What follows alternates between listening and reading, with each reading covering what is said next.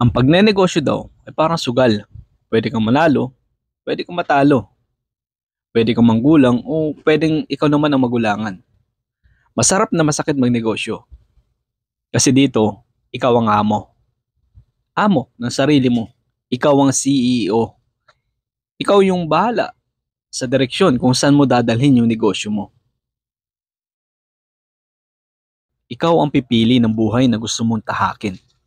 Hanapin mo yung hiling mo at pagsikapan mo na ito yung maging hanap buhay mo. Basta hilig mo at mahal mo yung ginagawa mo, hindi ka madaling susuko sa mga pagsubok.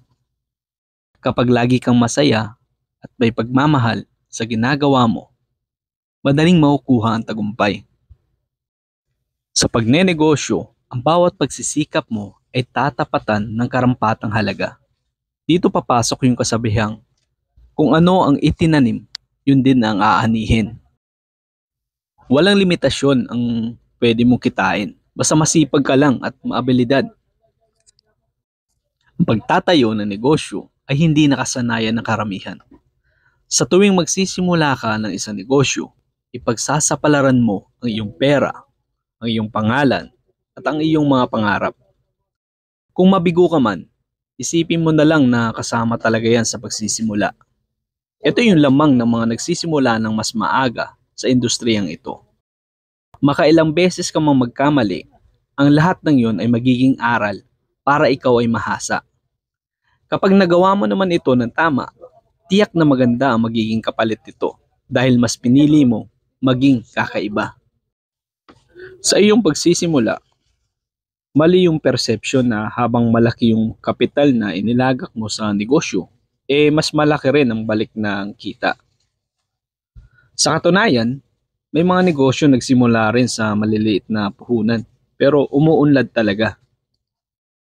Hindi rin ako naniniwala na tayong mga Pilipino raw walang talento pagdating sa pagnenegosyo.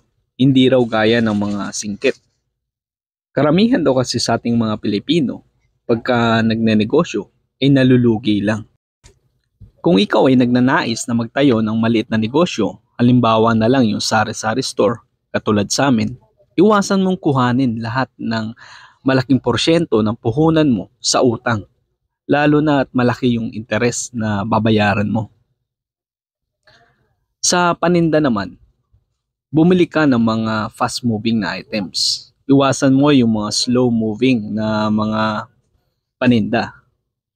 Mas mainam na magsimula ka magtinda ng mga basic commodities gaya ng sabon, bigas, asukal, kape, masangkap sa panluto at mga patok na chichirya. Yung mga ito kasi, yung mga fast-moving items, ito yung mabilis ang balik ng puhunan at talaga namang mabenta. Iwasan mo ang pagpapautang. Napakagandang magpautang sa taong marunong magbayad sa takdang panahon.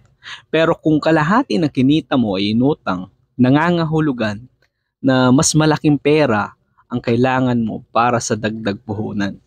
Kung ikaw ay nagsisimula pa lamang, iwasan ang malaking pagpapautang o magkaroon kayo ng kasunduan kung kailan dapat ibalik ang perang inutang. Pero hindi pa rin talaga maganda.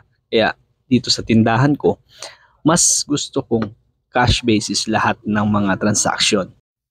Tandaan nyo lang palagi mga kanegosyo na once pinasok nyo na ang larangan ito ng pagnenegosyo, it takes time, money, effort, and a lot of patience and hard work bago mo marating ang mga bagay na inaasam-asam mo.